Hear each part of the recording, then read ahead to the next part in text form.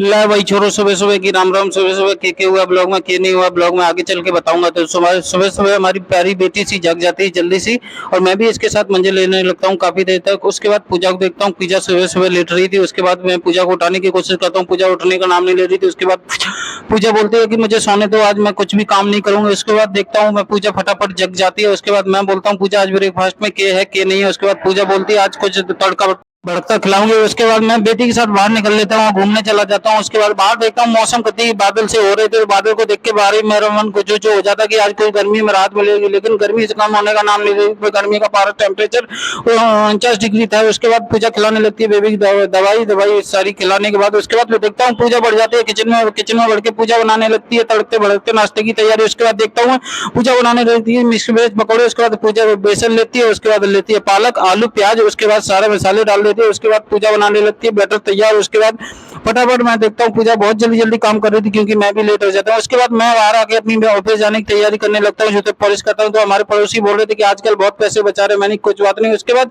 देखता हूँ गर्मी कति कैट आ रही थी, उसकी गर्मी का नाम लेते ही लाइट चली जाती। लाइट जाने के बाद मुझे आती है गुस्सा बहुत तेज से। उसके बाद मैं आ जाता हूँ फटाफट नहा धो के। देखता हूँ पूजा बनाने लग रही थी पकौड़े, गर्मा गर्म तल रही थी एकदम। पकौड़े को देख के हमारे कान से खड़े हो जाते। उसके बाद मैं बेटी को देखता हूँ, बेटी चुप नहीं हो रही थी। उसके बाद पूजा बेटी को लेकर नाश्ता बनाने लगती है।